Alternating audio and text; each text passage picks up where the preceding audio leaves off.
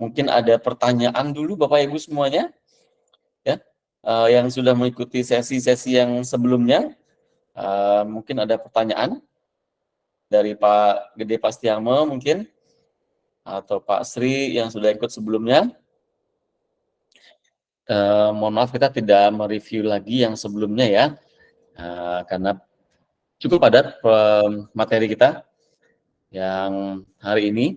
Mungkin akan lebih dari 1 jam, mohon maaf Bapak Ibu, tapi agar Bapak Ibu bisa mendapatkan pemahaman yang jauh lebih dalam ya mengenai apa itu balance scorecard begitu.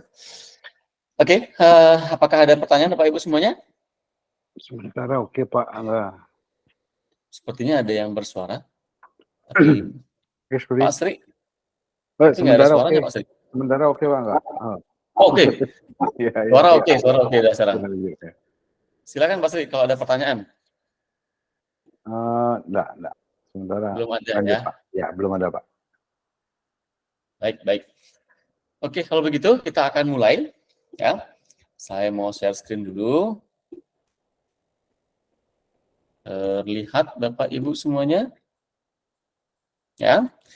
Kita akan langsung ke chapter 3. Nah, ini lanjutan dari yang sebelum-sebelumnya. Baik, kita mulai dengan KPI introduction. Nah, KPI kepanjangannya ya seperti yang sudah kita ketahui adalah Key Performance Indications atau indicators. Nah, ini yang artinya adalah hal-hal kunci yang kita measure sebagai performance kita. Nah, ini sebaiknya memang sangat kita perhatikan karena kebanyakan kita di individual property tidak mempunyai KPI sehingga terkadang kita lost di measurement-nya. Nah, mungkin masih ingat di sesi-sesi yang sebelumnya kita tidak akan bisa memanage hal yang bisa kita measure, kira-kira begitu ya. Nah, cycle daripada KPI itu adalah seperti ini. Kita seperti biasa kita onboarding ya untuk rekan-rekan yang ikut onboarding meeting, kita sudah select KPI-nya, ya kita isi datanya, target kita isi, lalu kita approve. Nah, kita dokumentasikan. Nah, kalau di sistem kita sudah langsung bisa melihat summary daripada KPI tersebut ya. Dan juga kita menggather data-data actualnya setiap hari ya. Nah, saya harap Bapak Ibu sudah melakukan hal itu. Jadi mensubmit atau menginput data, mengupdate data setiap hari, lalu menganalisanya kira-kira performance kita, tim kita juga seperti apa, lalu dalam waktu mingguan ataupun bulanan mereport KPI tersebut. Nah, saran kami KPI ini paling tidak dibahas 1 minggu 1 kali di weekly meeting. Nah, bagaimana hasil performance-nya, di mana yang sudah bagus dilanjutkan, yang kurang direview kembali. Nah, jadi kita bisa benar-benar memeasure dan juga memaksimalkan sebenarnya performance kita, baik itu secara company ataupun personal. Nah, lalu direview bulanan. Nah, report ini di-share kepada teman-teman kita di semua departemen, di semua karyawan. Nah, itu di-share, jadi kita mengetahui departemen kita bagaimana performance-nya. Nah, kalau ada Bapak Ibu yang menanyakan reportnya mana kita boleh share mungkin ke seluruh tim kita, saran kami di-share report yang ada di KPI departemen. Nah, karena itu departemental ya. Nah, itu adalah hasil kerjasama dan kerja keras dari departemen tersebut. Nah, lalu di-review, mungkin sekarang sudah akhir tahun, akhir tahun, jadi silakan di-review KPI-nya, ya, mana yang sudah perform, mana yang kurang perform, atau ada yang mau ditambahkan dan dikurangkan. Nah, itu sangat bergantung dengan visi misi daripada perusahaan Bapak Ibu.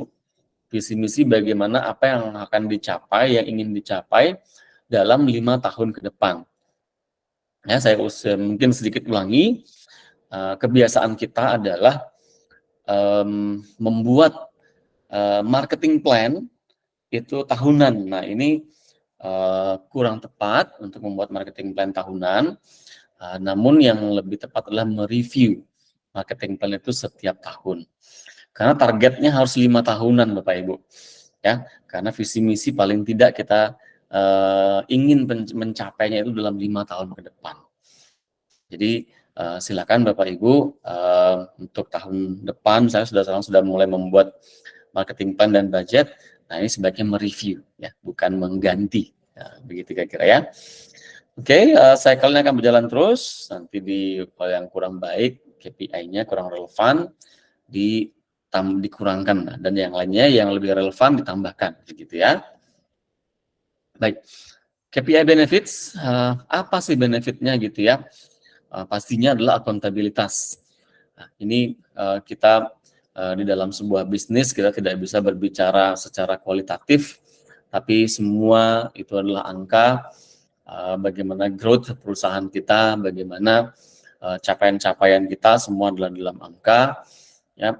Nah, KPI ini harusnya memberikan direction secara personal, terutama kepada HOD, dan KPI ini haruslah memberikan early warning sign. Misalkan ketika total revenue dalam minggu ketiga itu belum mencapai 70%, nah ini sudah menjadi warning sign. Misalkan baru mencapai 60%, ini sudah menjadi warning sign. Nah, di sini kalau Bapak Ibu mengupdate KPI Bapak Ibu rajin setiap minggu, setiap hari bahkan, nah ini akan lebih cepat terlihatnya gitu ya. Nah, ini juga kita kedatangan tamu partner kita dari Gastodian. Selamat sore Ibu Ayurista. Nah, kita sekarang ini sudah connect ya, sudah seamless integration dengan Gastodian. Nah, ya, PMS. Nah, kalau kita connect dengan Gastodian, Bapak Ibu connect dengan Gastodian, segala financial result itu termasuk dengan okupansi dan lain-lain juga, database partner juga sudah connect ke sistem kita, gitu ya. Nah, jadi nanti mungkin saya akan paparkan sedikit apa yang menjadi keunggulan gitu ya untuk kita integrasi dengan Gastodian. Oke, saya lanjut dulu. Oke, nah yang berikutnya masih banyak ya, provide a way to see the strategy is working. Nah, sekarang kita sudah men-setup strategi setahun sebelumnya. Nah, ini bisa dilihat apakah strategi itu working atau tidak gitu ya. Dilihat dari KPI-nya, apakah sudah berhasil atau tidak. Nah, provide common language for communication. Nah, ini kita satu company harus berbicara hal yang sama, visi yang sama, bergerak ke arah yang sama. Jadi kita benar-benar bisa membahasakan visi misi kita kepada tim kita sehingga kita bisa maju bersama-sama. Nah, helps managers untuk memahami tentang strategic performance, apa yang menjadi strategi direction atau strategi objektif yang sudah kita bahas di pertemuan yang sebelumnya, ya, yang bagaimana kita men-set strategi objektif kita untuk pencapaian 5 tahun ke depan, ya, dan kita juga bisa memfokuskan employee attention ya untuk apa yang paling penting. Kadang-kadang kita terdistract dengan pekerjaan sehari-hari kita, ya, terlihat sangat padat, tetapi task itu tidak mengarah kepada visi misi perusahaan. Nah, ini yang harus kita review juga, ya. Baik, saya lanjutkan. Nah, proses daripada men-setting KPI. Nah, ini yang penting untuk kita lakukan karena akan menghadapi di tahun depan. Ya, kita identify apa sih problem-problem yang ada di dalam perusahaan kita. Yang ini harus kita address untuk bisa kita solve. Kita mendevelop view dari bagaimana kita mau menjadi terlihat gitu ya. Kita juga ngomongin branding kemarin ya di pertemuan yang sebelumnya. Kita mau terlihat seperti company yang seperti apa. Nah, itu branding ya, itu adalah persepsi market terhadap kita ya, mau seperti apa, mendevelop proses bagaimana kita mau mencapai suatu hal tersebut gitu. Nah, seperti mungkin Bapak Ibu sudah aware, KPI kita itu ada lead dan lag measurement. Nah, di lead measurement ini yang memandu bagaimana mau di-achieve gitu ya. Kayak misalnya action plan, improvement, maintenance, lalu sales call, telemarketing, dan sebagainya gitu. Nah, ini bagaimana untuk mencapai dari tujuan kita. Nah, itu kita select KPI-nya, ya, mendevelop financial KPI before other KPIs, ya. Nah, karena ini pasti UUD lah ya, kalau kita ngomongin perusahaan, pasti UUD ya, ini select dulu tujuannya mau apa, dari sisi finansial, dan nanti yang lainnya akan harus mengikuti, begitu ya. Oke, mendevelop effectiveness di KPI before efisiensi KPI. Nah, pastinya kita harus lebih mengacu terhadap effectiveness ya, sebelum efisiensi. Nah, develop output KPI before KPI for its goal. Nah, outputnya mau seperti apa gitu. Nah, outputnya apakah kita mau effectiveness atau efisiensi. Nah, ini dua hal yang berbeda. Nah, select best fit KPI yang fit terhadap perusahaan dan juga departemen tersebut. Ya. Nah, ini pastinya akan sangat-sangat bervariasi. Maka dari itu saya selalu ingatkan KPI ini harus sesuai dengan visi misi perusahaan. Ya. Lalu approve dan mendokumentasikannya seperti pada cycle KPI tadi ya. Oke, berapa KPI yang tepat? Ya, saya tidak banyak membahas di sini. KPI yang tepat maksimal 10-15 KPI per departemen. Ya, jadi satu orang HOD itu hanya akan efektif jika memanage 10-15 KPI itu sudah maksimal sekali. Dan harus mix ya antara lead dan lag measurement-nya. Jika ada satu lead, jika ada satu lag, maka sebaiknya ada satu lag measurement KPI.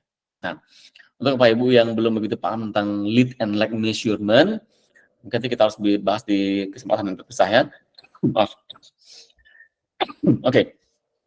Nah, kuncinya 10-15 KPI dan harus ada lead dan lag measurement ya. Kalau ada lag measurement, pencapaian akhir, harus ada cara mencapainya, yaitu lead measurement-nya. Oke. Saya lanjutkan. Nah, sekarang kualitas daripada KPI bagaimana? Ya, good KPI itu selalu dimulai dengan value of, number of, average of, total of, percentage of. Nah, itu menunjukkan, kadang-kadang kita kan KPI yang mungkin sering terjadi itu adalah room revenue, seperti itu saja.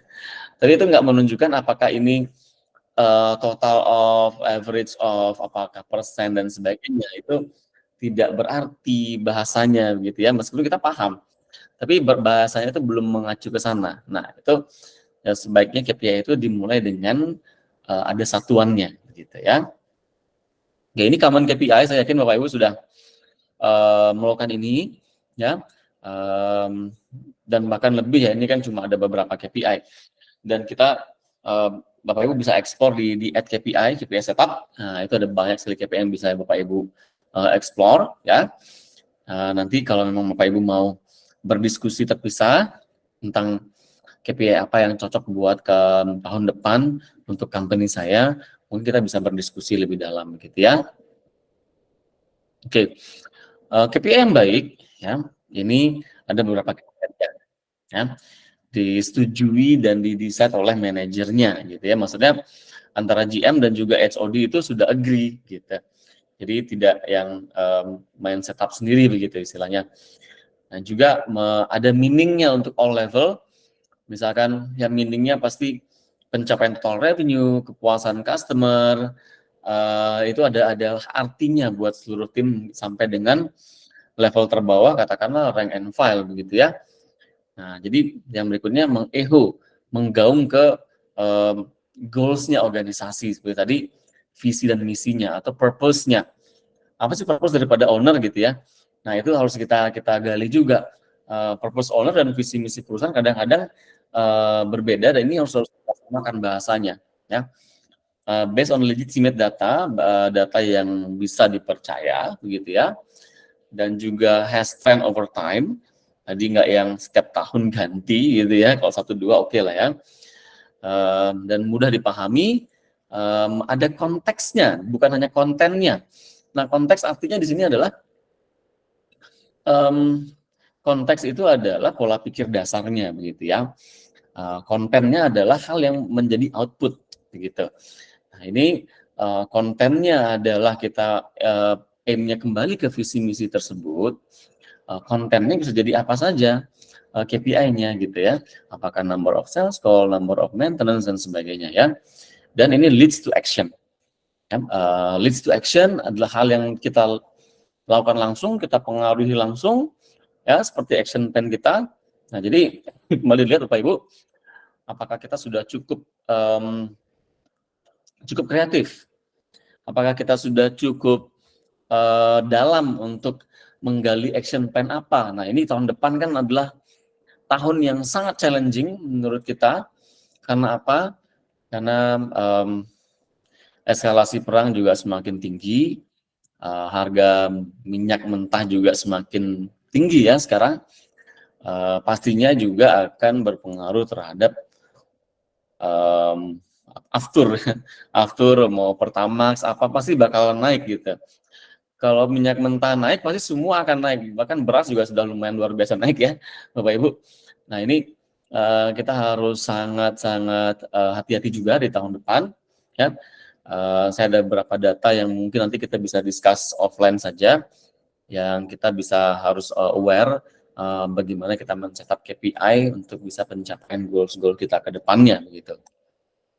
Oke, masih seperti yang sudah sering Bapak Ibu sering dengar, ada SMART methods untuk penentuan daripada KPI ya.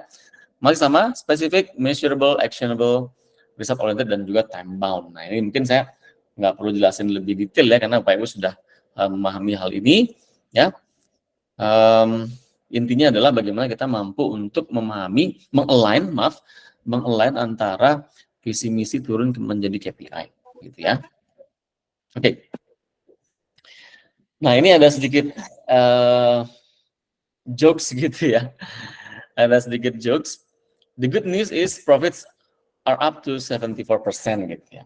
The bad news kita nggak tahu kenapanya gitu. Ini juga sering terjadi di kita dan sekitarnya begitu. Tahun ini kita bisa bilang ini adalah travel revenge dari customer kita yang nggak bisa traveling di tahun-tahun sebelumnya.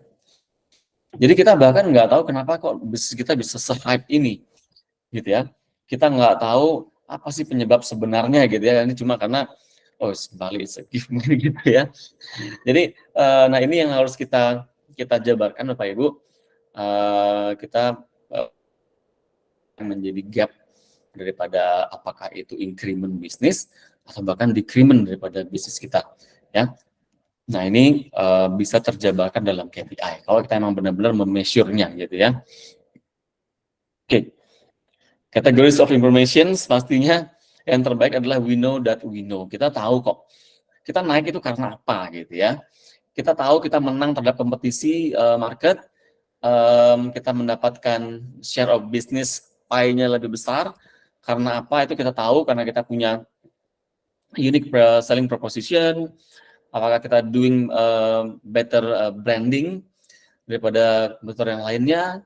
Apakah market kita emang kita sudah menjustifikasi bahwa itu adalah market yang tepat untuk kita dan sebagainya. Nah itu adalah hal-hal yang harus kita cari gitu ya. Dari mungkin saya sedikit cerita di luar pada ini, kita mulai dari bisnis model canvas dan juga value proposition canvas, lalu turun ke SWOT analysis, turun ke TOS analysis dan sebagainya gitu ya. Sehingga kita benar-benar tahu we know that we know gitu ya, di mana kita bersaing dan juga berperang di dalam market ini gitu. Oke. Ini ada hal yang harus kita pahami, ini sebagai warning. Terkadang ada juga manajemen yang memeasure hal yang salah begitu ya. Seringkali KPI kita hanya lag measurement, hanya financial saja. Berapa uangnya itu saja yang di measure. Nah, tapi kita tidak melihat bagaimana itu prosesnya terjadi. Apakah dari learning program daripada tim kita, apa saja yang menjadi learning program tim kita, ya, apakah core service standard, apakah itu bahasa Inggris, les bahasa Inggris gitu ya. Kita mampu mengidentify berapa persen sih tim kita yang mampu berbahasa Inggris excellent, atau bahkan sedikit lower di very good, berapa persen sih. Lalu kita di tahun depan kita targetkan berapa orang yang mampu berbahasa Inggris excellent. Nah, ini yang baiknya menjadi lead measurement untuk kita, ya. You cannot manage something that you cannot control. Terkadang kita ingin mengkontrol segala hal, tetapi itu sayangnya tidak semua hal bisa kita kontrol. Nah, sebaiknya tetap pada visi misi apa yang bisa kita kontrol, ya. You cannot control something that you cannot measure. Nah, ini kembali pada selection daripada KPI. Pastikan target yang sudah kita set dari misal learning and development, apa yang mau di-trainingkan di tahun depan, learning program. Seperti tadi, kita harus mengidentify dulu masalah dari tim kita apa. Ya, masalahnya apa dulu nih di operation, di tim kita. Apakah sebenarnya tim kita membutuhkan learning mengenai communication skill gitu ya, karena ini menjadi sering hot topic tapi tersamarkan gitu ya. Tidak adanya komunikasi yang baik antar tim. Ini sering banget terjadi. Jadi apakah itu kita carikan trainer mengenai hal itu, ya. Jadi itu hal yang sangat krusial ya, karena semua hal akarnya pasti dari communication, ya. Nah, itu apakah mengenai learningnya adalah communication skill, apakah bahasa Inggrisnya yang kurang, apakah kemampuan analytical thinking-nya yang kurang, penganalisaan data, ya, dan juga misalkan menaik ke bisnis proses, apakah itu approachment terhadap key account-nya kurang, kalau kita ngomongin sales, apakah pemahaman terhadap keinginan customer itu masih kurang, jadi engagement programnya masih rendah. Nah, ini yang harus kita identify untuk bisa mendapatkan atau memenangkan daripada market share gitu ya. Oke, KPI for success. Nah, jadi kita sebaiknya, ini kita lagi buat budget gitu ya. Mungkin ada Bapak Ibu yang sudah melakukan semacam focus group discussion gitu dengan tim. Tapi bukan HOD saja, tapi seluruh tim yang ada di hotel atau di perusahaan Bapak Ibu. Ya. Nah, saran kami sebelum menentukan KPI juga lakukanlah focus group discussion dengan tim kita. Jadi mengidentify apa sebenarnya yang paling diinginkan oleh customer kita. Misalkan yang paling diinginkan adalah kecepatan, speed, dan accuracy dari membalas email gitu misalnya. Tapi sekarang nilai kita di 7, Bapak Ibu. Nah, untuk menjadi 10 itu apa yang harus dilakukan? Nah, ini key for success-nya adalah diskusi bersama-sama, FGD gitu ya, focus group discussion. Jadi kita bakal dapat involvement dari tim kita lebih banyak, mendapat support dalam decision making, kita dapat better view dari perspektif karyawan kita, mengkomunikasikan policy dan juga KPI kita lebih mudah gitu ya. Nah, jadi ya, saran kami begitu, kalau memang kami boleh menyarankan, jadi agar mereka itu buy in gitu ya, mereka merasa memiliki daripada perusahaan ini, karena strateginya saya juga loh yang ikut membuat gitu kira-kira ya. Oke. The balance scorecard, nah ini sering juga terjadi kesalahpahaman gitu ya. Balance scorecard bukan controlling system. Ini adalah sebuah sistem untuk komunikasi, menginformasikan dan learning system untuk tim kita. Bayangkan kalau kita mampu memberikan pemahaman, terutama sekarang kan workforce kita mungkin lebih dari 40% adalah millennial plus Gen Z gitu ya. Jadi apalagi di tahun-tahun ke depan, di tahun 2045 terutama 70% workforce di Indonesia adalah angkatan yang produktif. Jadi, nah ini yang Gen Z gitu ya, yang sudah menjadi dewasa. Nah ini perlu komunikasi. Nah mereka perlu learning system yang komprehensif. Jadi tantangan ke depan adalah bukan hanya mendapatkan customer, tapi juga mendapatkan talenta-talenta yang sesuai dengan kriteria kita, ya. Karena mereka-mereka yang sifatnya generasi-generasi yang muda ini, mereka menginginkan bukan hanya uangnya, tapi tempat untuk berkembang, gitu ya. Mungkin Bapak Ibu sudah mengalaminya hari ini, ya, dan akan semakin berkembang ke depan. Mereka adalah orang-orang anak muda yang dinamis, ya. Mereka menginginkan suatu karir path yang jelas, ya, learning programnya apa, gitu ya. Komunikasinya bagaimana. Jadi kami sarankan balance rocket ini jangan dijadikan sebuah controlling system, tapi jadikanlah sebagai learning system, communication system untuk memajukan talent dan akhirnya organisasi. Kira-kira begitu Bapak Ibu ya. Oke, mungkin ada pertanyaan sebelum saya lanjutkan. Ada pertanyaan Bapak Ibu mungkin? Apa saya terlalu cepat? Apakah sudah mudah dipahami kira-kira Bapak Ibu? Nanti yang bertanya dapat hadiah nggak ya? Dapat hadiah ya Pak Wahyu ya. Boleh disiapkan satu hadiah Pak Wahyu untuk penanya kita yang pertama ya. Kita kasih hadiah spesial. Kita anterin langsung nanti ya. Kecuali kalau di luar Bali kita nggak usah anterin, kita gojekin aja ya. Gitu. Oke. Silakan Bapak Ibu. Ya ada yang ingin bertanya, saya kasih kado spesial ya. Ada pitanya merah. Ya. Oke, mungkin sambil Bapak Ibu menyimak, nah silakan dipikirkan apakah ada pertanyaan ya. Nah ini kita akan membahas per masing-masing perspektif gitu ya Bapak Ibu. Nah ini pastinya butuh banyak sekali kita diskusi ya kalau mau memahami ini dalam. Nah tapi saya akan mencoba untuk mensingkatkan. Nah ada strategic themes, ada juga business unit strategy. Nah kita harus mengidentify dulu bisnis kita ada di mana. Apakah kita di growth unit ya, yang ini growth, apakah kita masih baru berkembang, apakah kita sudah bisnis yang sifatnya sustain, apakah kita sifatnya sudah harvest gitu ya. Jadi orang kita enggak iklan apapun, kita enggak buat promo apapun, orang sudah cari kita gitu, itu harvest ya.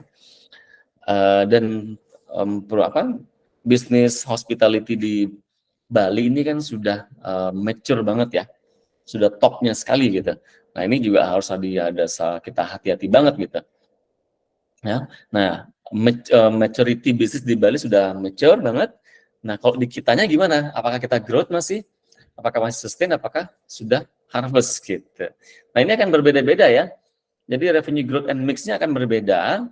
Ya, kalau dia di growth, saya ambil contoh satu di growth ya. Di revenue growth and mix itu KPI kita harus sales growth rate by segmentasi misalnya website, OTA apa segala macam gitu ya. Nah itu yang menjadi acuan ya. Services dan customer satisfaction, revenue per employee atau kita sebutnya revenue per talent ya, untuk di cost reduction ya atau productivity improvement. Kalau di asset utilization itu di investmentnya. Ini maksudnya percentage of sales gitu maksudnya. Percentage of sales dari departemen apa gitu ya. Nah ini kalau R&D, Research and Development, nah mungkin jarang sekali ya ada departemen Research and Development, saya pun belum memiliki itu. Namun saya pengen sekali mengajak rekan-rekan yang mungkin satu visi ya, beberapa company gitu ya, kita bisa bergabung membuat suatu konsorsium ya,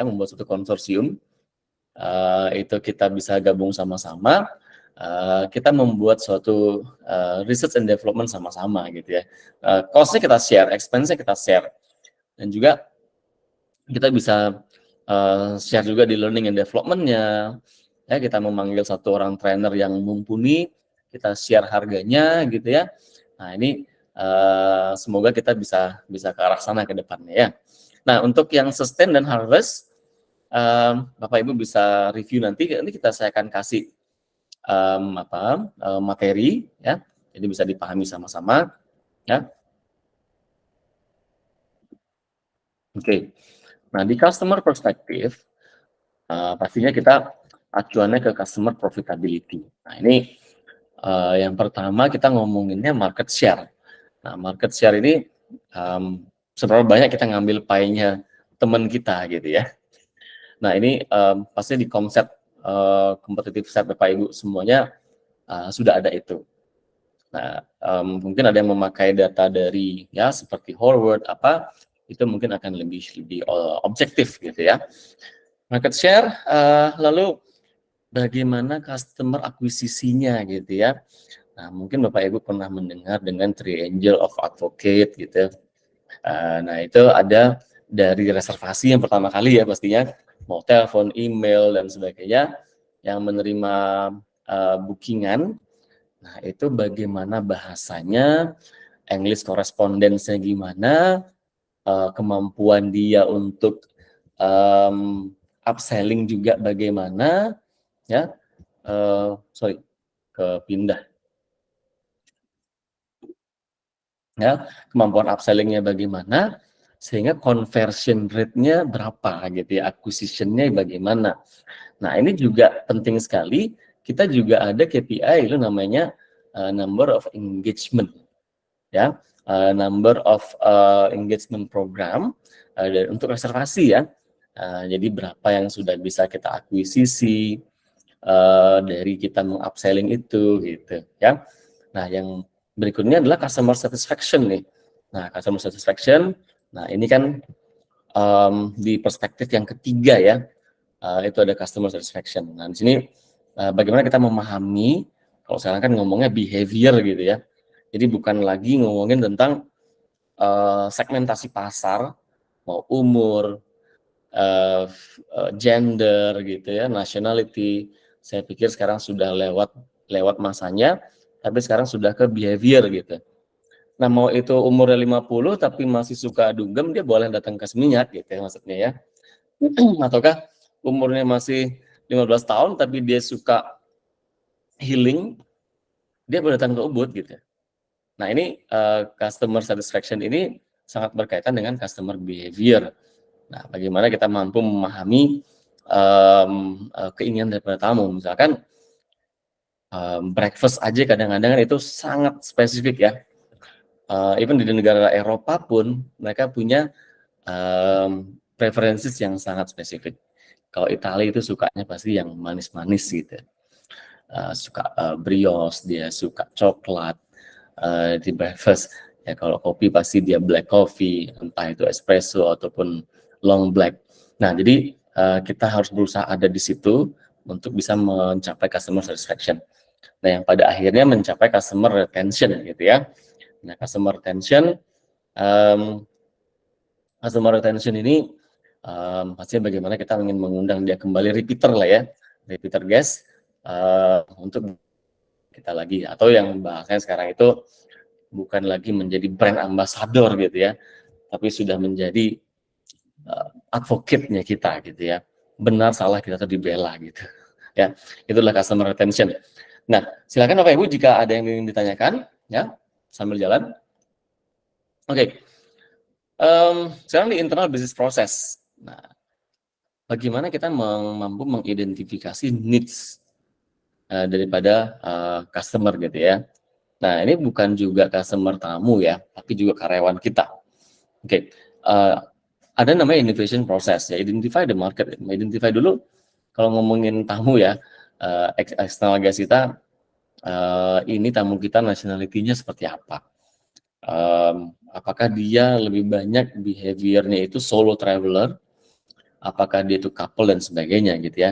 Identify, create produknya, pastinya menurut data yang sekarang saya bocorkan sedikit, kalau di Australia itu lebih banyak solo traveler ya Bapak Ibu ya. Jadi solo traveler ini orangnya kan pengen adventure gitu.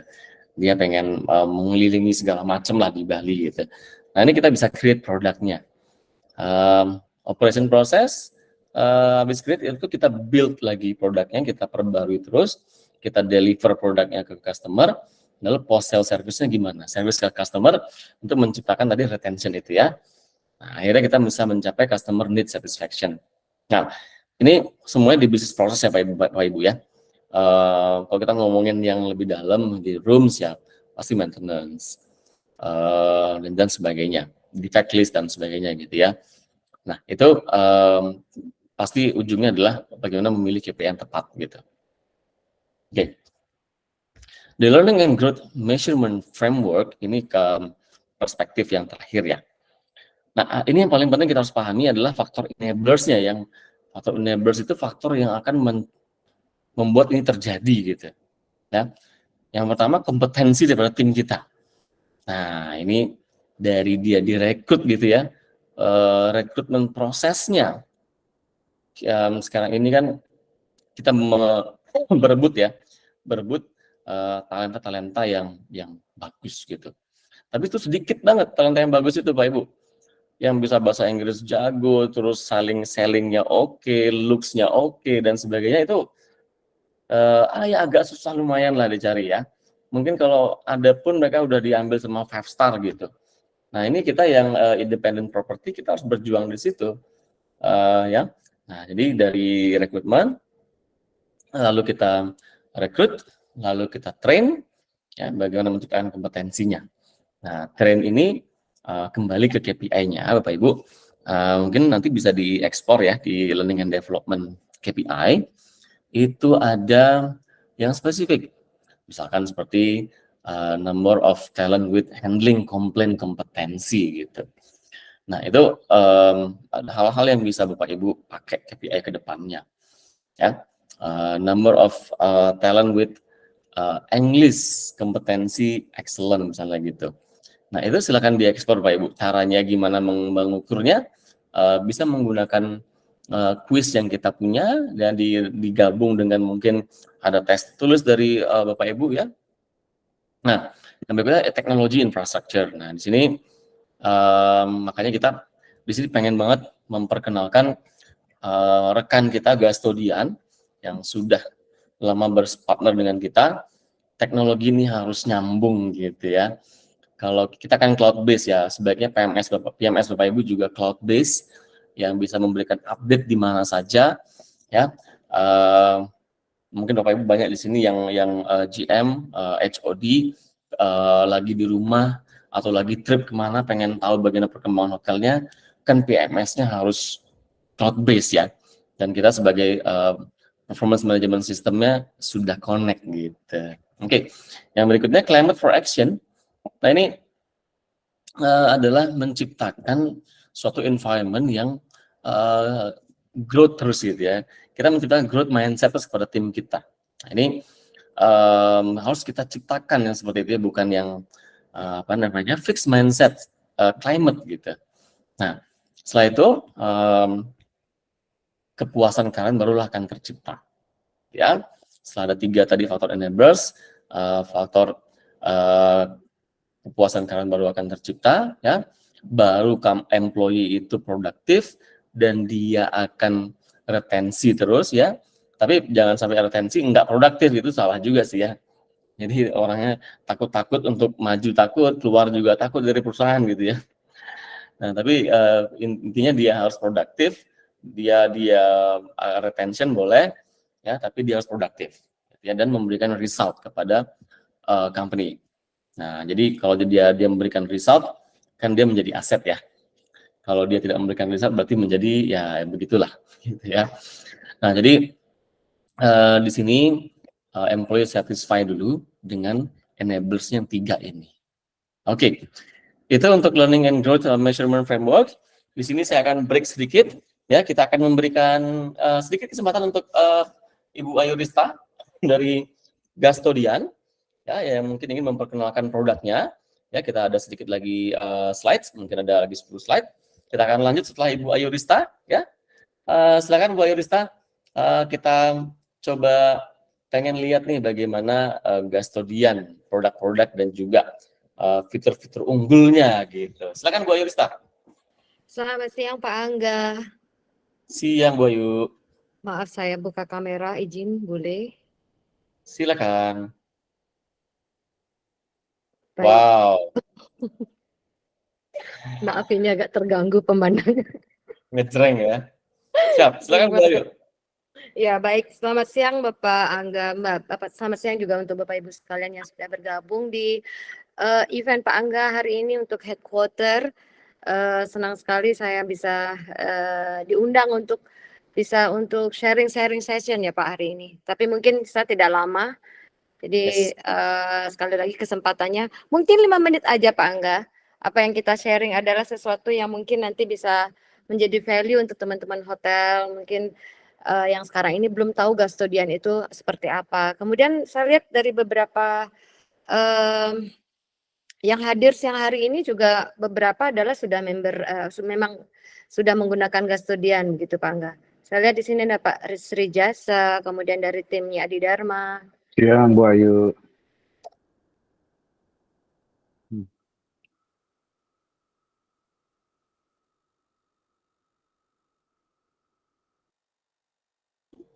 Halo Bu Ayu.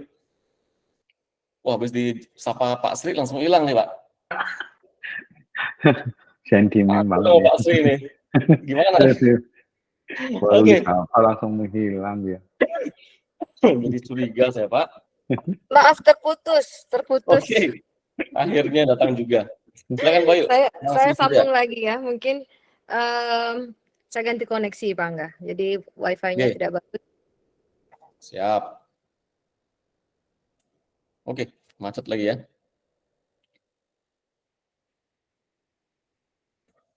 Oke, sambil menunggu Ibu Ayu Rista yang sedang macet, mungkin di arah Canggu nih kayaknya macet ya. Bisa Bu Ayu aman? Belum ya? Oke, sepertinya belum aman Bu Ayu. Nanti kalau udah aman info kita. Sudah aman Pak. Udah aman, oke. Siap. Sudah aman. Silakan Bu Ayu. Aman. Tadi koneksinya up and down. Oke, saya harap aman. Tadi Pak Wahyu sudah sharing juga dokumen yang video yang ingin kita tampilkan. Jadi tidak banyak yang saya sampaikan. Gastodian sendiri adalah PMS yang berbasis cloud.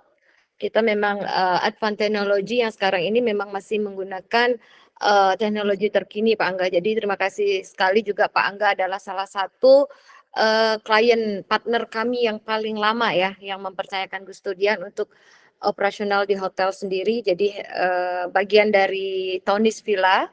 Kemudian kita juga sudah terkoneksi dengan baik sekali dengan headquarter, dengan harapan itu nantinya akan bisa membantu para teman-teman di hotel untuk membuat analisa terbaik. Jadi untuk bagaimana performance ke depannya dibundling dengan Gastodian PMS, kemudian dengan headquarter. Mungkin demikian Pak Angga.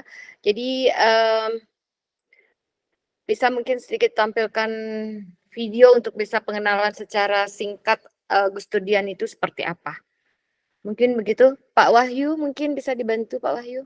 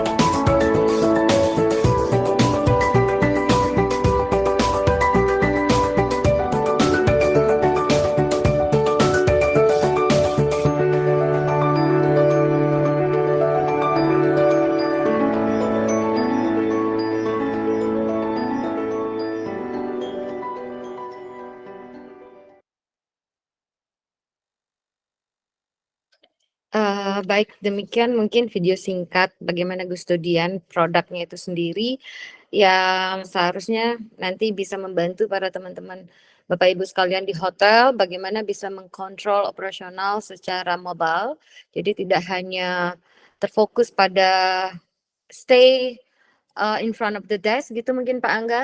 Jadi mudah-mudahan Gustodian juga nanti ke depannya bisa partner dengan jauh lebih baik dengan headquarter, bisa memajukan industri perhotelan. Jadi teman-teman di industri hotel sendiri juga bisa merasakan bagaimana teknologi yang berbasis cloud secara real dan mungkin bisa mempermudah dari sisi operasional, baik itu sisi marketing wise, analisa dan lain sebagainya untuk produktivitas hotel itu untuk di masa mendatang. Mungkin demikian Pak Angga yang bisa saya present untuk hari ini supaya tidak mengganggu event dari headquarter sendiri. Kembali lagi saya sampaikan terima kasih sekali untuk kesempatannya untuk bisa sedikit sharing tentang produk Gustodian. Demikian Pak Angga. Saya kembalikan. Thank you Mbak Ayu ya. Terima kasih. Nggak ganggu sama sekali kok, kita kan emang ingin mengundang Bu Ayu. Terima kasih Pak Angga. Silakan nanti ya Bapak Ibu yang ingin untuk tanya-tanya lebih lanjut tentang Gustodian, bisa ke Bu Ayu. Nah, nanti mungkin Bu Ayu bisa share kontaknya Bu di chat box ya, email ataupun WA-nya, nomor rumah juga silakan. Wah, baik Pak Angga. Dengan senang hati Pak Angga sebentar lagi saya share untuk Silakan boleh di-share. Ya. Baik. Oke, terima kasih Pak Angga. Thank you Bu Ayu. Thank you Bu Ayu. Thank you Bapak Ibu sekalian. Jadi kita apa yang connect dengan Gustodian itu segala hal yang ada di PMS, FOS, dan POS-nya ya. Seperti revenue sudah pasti, okupansi, ADR-nya, RevPAR-nya itu sudah langsung masuk ke dalam sistem kita. Jadi Bapak Ibu nggak perlu ngerti apa-apa lagi. Dan lebih daripada itu, production daripada partner agent Bapak Ibu itu sudah bisa dilihat juga di sistem kita. Berapa production daripada agent A, agent B itu bisa, sehingga membantu untuk tim sales untuk menentukan sales call-nya kemana gitu ya. Nah itu juga, dan juga untuk room number juga akan langsung terkoneksi. Kita akan improve lagi ke depan. Yang ingin kita synckan dengan Gusto, yaitu arrival ya, arrival dan juga check out, hopefully bisa terrealisasi segera.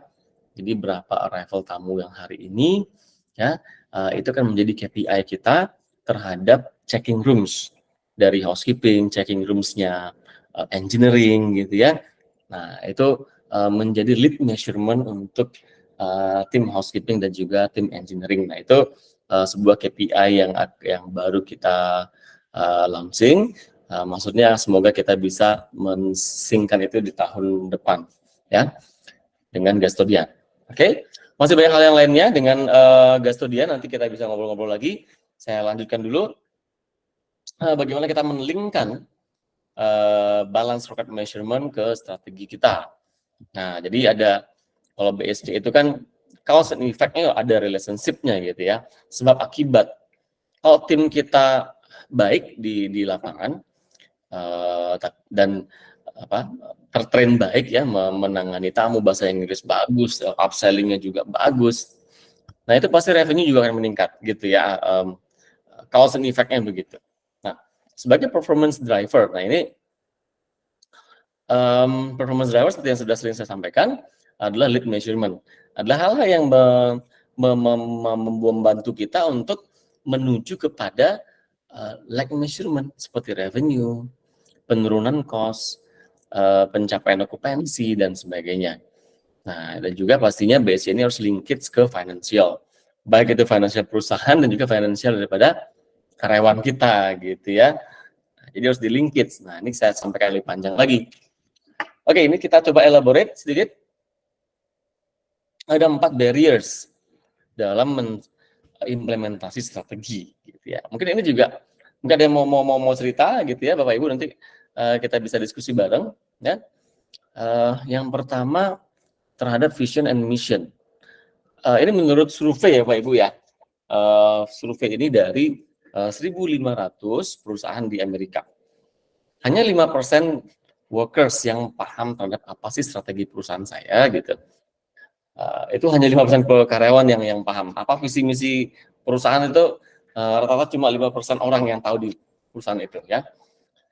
Yang berikutnya, yang kedua, strategi itu nggak di-link-kan dengan departmental team dan individual goals. Pastinya maksud dari visi misi harus turun ke departmental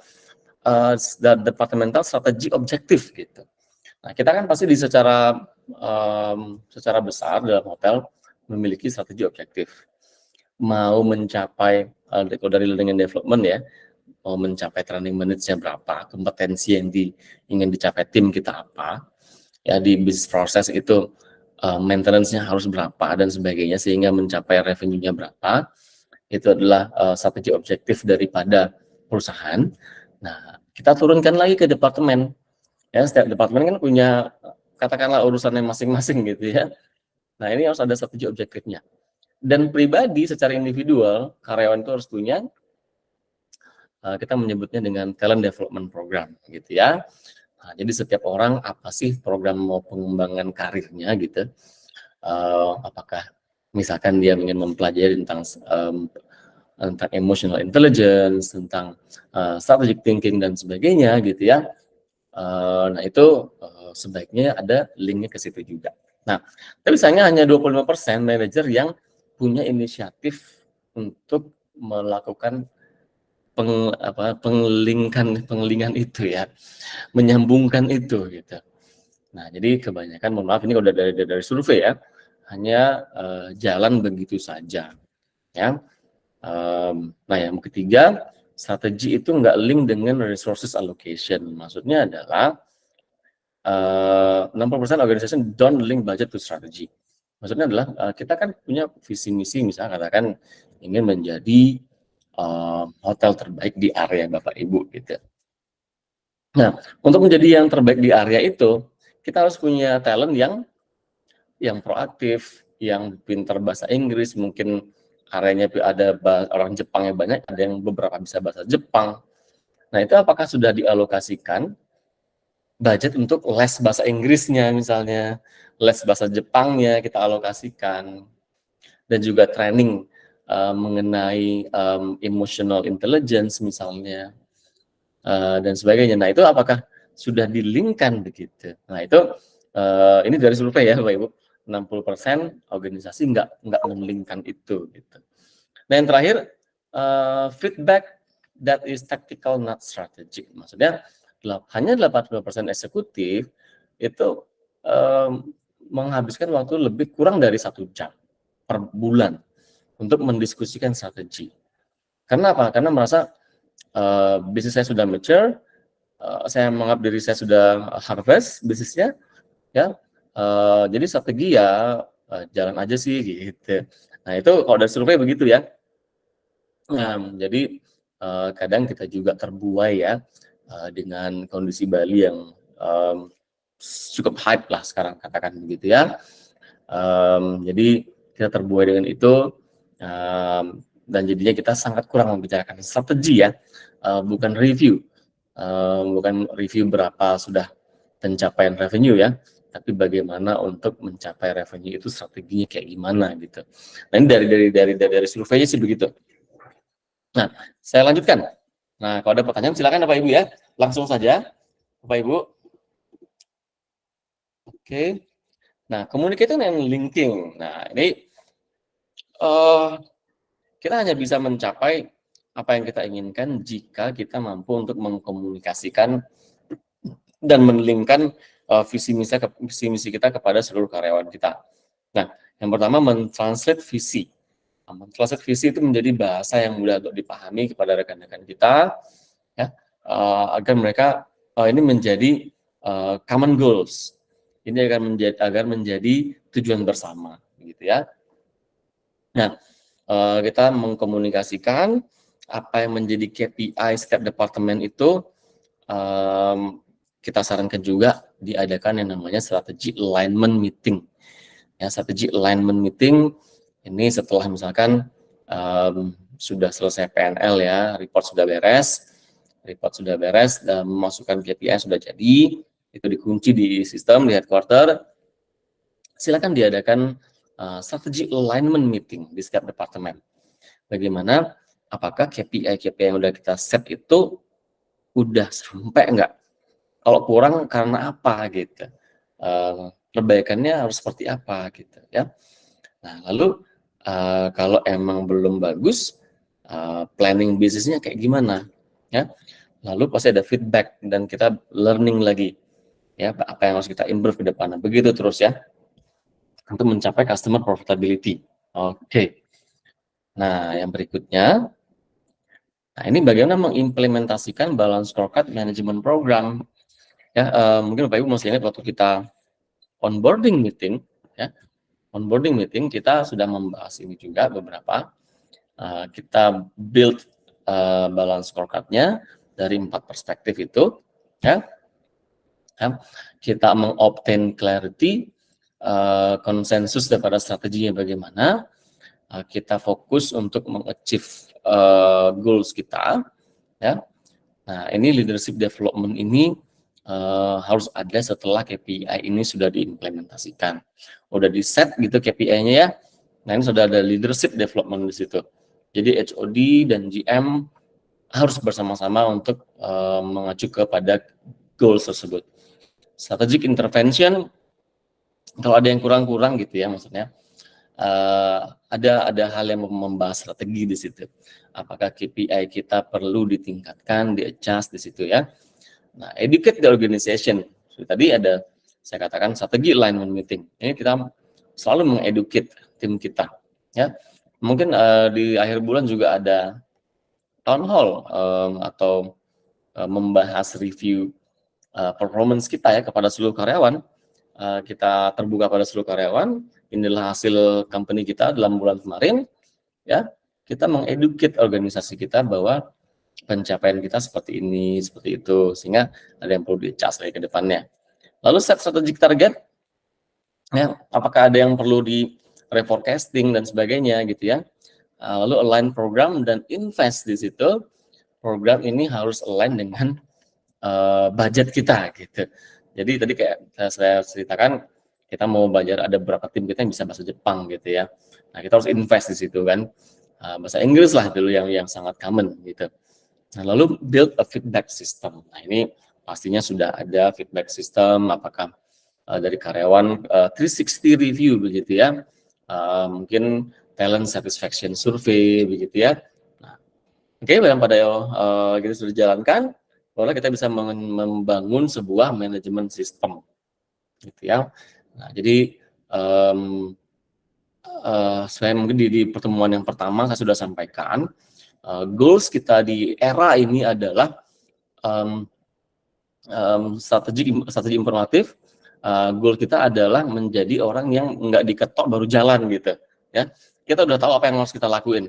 Setiap orang di tim kita, bahkan sampai di rank and file sudah tahu apa yang harus kita lakukan, ya. Itu adalah new management system, begitu kira-kira ya. Ketika balance scorecard ini sudah benar-benar berjalan, ya. Oke, ini 2 slide terakhir saya pikir, ya. 2 slide terakhir. Nah, ini adalah juga siklus. Nah, ini kayak obat nyamuk ya sedikit ya. Saya akan ulang recap lagi untuk siklus daripada balance scorecard ini. Kita harus membuat clear dulu visi misi, kita harus buat clear dulu ya. Saya singkatkan aja bahasanya ini. Visi misi kita harus clear kepada tim, kita harus mampu mengkomunikasikan apa menjadi visi misi kita, turun ke KPI dan melingkarnya ya. Lalu kita mengeliminasi yang enggak perlu gitu ya. Kita harus jujur kepada diri kita, apa investasi yang enggak perlu kita rasa itu sebaiknya dieliminasi ya. Lalu launch corporate change program. Nah, change program ini yang mendasar adalah changing behavior sebenarnya daripada tim kita gitu ya. Nah, saya terus terang sudah dalam 2 tahun ini kurang lebih sudah mengimplementasikan headquarter di cukup banyak perusahaan. Yang menjadi challenge adalah behavior itu dulu ya, penerimaan terhadap sebuah sistem baru Nah, ini saya harus berkata yang cukup jujur gitu ya, karena itu untuk kebaikan kita semua sama-sama. Bagaimana kita mengadopsi sebuah sistem baru. Memang perubahan itu tidak mudah ya, perubahan tidak mudah, tapi kita harus punya mission statement, lalu ada chain sponsor di situ, itu adalah kita sebagai GM ataupun HOD, chain sponsor. Nah, change agent-nya bisa jadi kita dan juga supervisor kita, dan karyawan kita adalah change targetnya, ya, orang yang kita targetkan untuk bisa berubah, gitu ya. Refine the vision. Nah, ini secara periodik di review business unit scorecards-nya gitu ya. Di departemennya itu udah cocok nggak? Gitu kan, kayak tahun depan ini udah mau buat KPI lagi, ini di review apakah kita mau nambah nggak? Nah, ini saya janji untuk memberikan beberapa tambahan jenis-jenis KPI gitu ya. Nah, jadi kita yang pertama seperti tadi, kita bisa nanti untuk memasukkan numbers of rooms checking by housekeeping, by engineering, itu adalah lead measurement. Ya. Dan juga untuk di security, itu kita bisa ada pengecekan APAR, ya, itu bisa dalam maintenance program, ya, itu bisa. Dan juga nanti di dalam learning and development itu banyak sekali tergantung daripada visi misi Bapak Ibu, ya. Kita bisa berdiskusi untuk hal itu, mengenai engagement juga, ya, engagement number itu bisa kita adakan di situ, dan juga pastinya mengacu pada profitability, ya. Untuk step 789 ini adalah review sebenarnya, ya. Oke, nomor 6 dulu, communicate the balance scorecard to the entire company. Nah, ini Bapak Ibu, apakah untuk Bapak Ibu yang sudah lama menggunakan kita, paling tidak setahun ya, itu sudah membahasakan ini, mengkomunikasikan ini kepada timnya. Dan juga Bapak Ibu, yang terpenting adalah, kalau biasalah manusia ya, what is for me gitu ya. Kalau saya sudah menjalankan ini, saya dapat apa gitu. Nah, ini juga perlu dipikirkan Bapak Ibu, apakah ada sistem bonus yang berdasarkan ini. Ada juga yang menggunakan sistem pembagian service charge-nya menggunakan ini, ya, itu terserah daripada company user kita. Ada yang menggunakan bonus untuk akhir tahun, itu bisa, ya. Jadi ada pencapaiannya gitu ya. Ada yang goal yang ingin dicapai gitu, ingin didapatkan reward-nya gitu, ya. 7, update long range plan and budget. Nah, yang saya katakan tadi di awal, membuat marketing plan, biar budget itu adalah untuk 5 tahun. Jadi biar nggak setiap tahun kita membuat yang berbeda gitu ya. Kan visinya itu jangka panjang gitu ya. Nah, jadi 5 years establishment untuk mencapai apa yang kita inginkan. Oke, terus yang ke-8 ini review ya. Conduct quarterly, monthly, apakah kita sudah mencapai apa yang kita inginkan gitu ya. Nah, jadi di quarter review, silakan di summary KPI-nya, apa yang sudah mencapai, apa yang belum.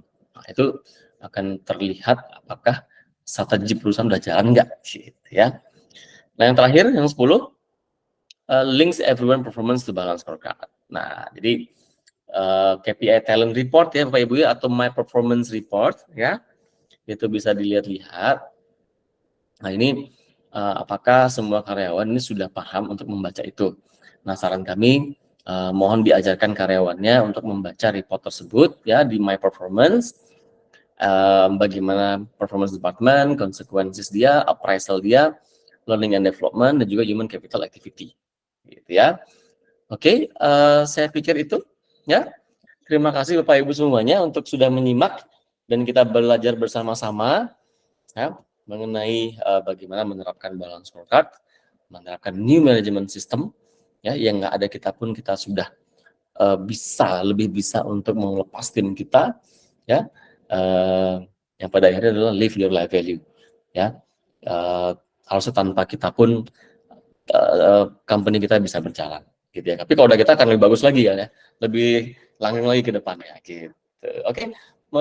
Mungkin ada pertanyaan dulu Pak Ibu sebelum kita minta feedback dari Bapak Ibu semuanya nih terhadap learning program kita pada hari ini. Silakan Bapak Ibu, ada pertanyaan. Apakah ini terlalu berat? Mungkin enggak ya. Hopefully enggak. Silakan Bapak Ibu, ada pertanyaan? Ya. Kita akan kirimkan filenya, tapi sebenarnya Bapak Ibu sudah dapat file ini sih ya. Dari sejak onboarding, tapi kita remind aja. Gitu ya. Oke, mungkin sampai menunggu. Pak Wahyu boleh di-share feedback. Saya mohon dibantu, kita kasihkan barcode ya sebentar. Mohon dibantu kasih kita feedback dari sharing session kita ini. Ya, kira-kira bagaimana gitu. Oke. Kita masih ada beberapa mug ya yang mau kita share ke teman-teman sebagai kado ulang tahun. Nah, jadi silakan Bapak Ibu jika ingin ada yang bertanya atau ingin tanyakan hal yang lain, kita bisa berdiskusi di sini.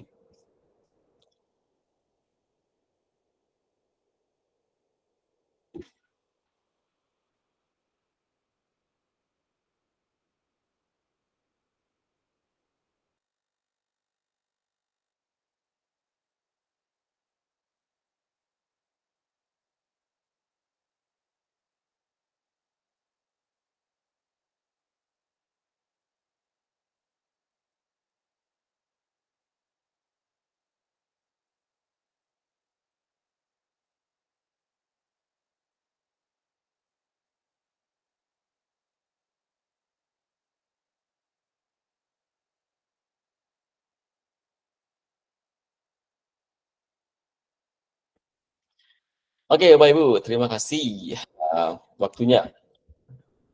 Terima kasih Bapak Ibu waktunya, Pak Faisal. Termute, Pak. Saya kayaknya udah unmute ya. Udah unmute ya. Oke. Mungkin udah ada yang masuk beberapa feedback ya. Terima kasih Bapak Ibu semuanya. Kita masih buka waktu lagi, mungkin beberapa menit lagi ya untuk bertanya. Bapak Ibu silakan. Sepertinya sudah sangat paham ya. Semuanya saya pikir sudah oke ya. Nanti kalau ada yang belum memahami, yuk kita belajar sama-sama lagi ya.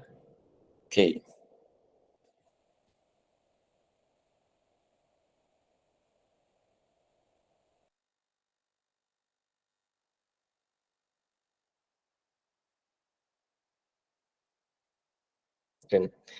Oke. Bapak Ibu, ada pertanyaan kira-kira? Belum ya? Belum Pak, sementara belum Pak. Oke, aman ya. Dulu Pak. Nanti kalau ada pertanyaan kita jalankan Pak. Siap. Dulu ya. Oke, mungkin Pak Sri boleh sharing nggak gimana KPI untuk tahun depan gitu?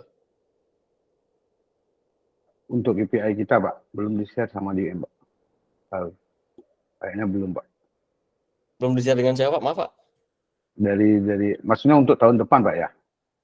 Kira-kira selection KPI untuk tahun depan seperti apa nih pengennya Pak?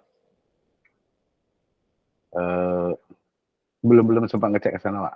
Untuk tahun depannya Pak. Belum ya? Iya, belum Pak. Ya. Oke. Mungkin nanti boleh Pak sharing-sharing dengan kita. Seperti ya, apa kira-kira ya? Siap. Oke. Thank you Pak Sri. Mungkin dari rekan-rekan lainnya mau sharing ya? Silakan Bapak Ibu yang mau sharing dengan kita.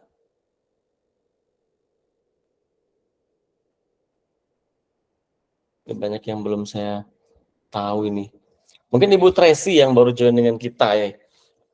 Baru hari ini ya join dengan kita dari Maisongsi. Mungkin ada pertanyaan Pak Bu Tracy?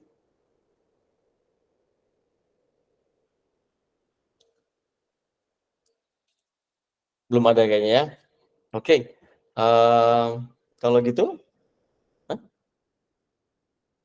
oke.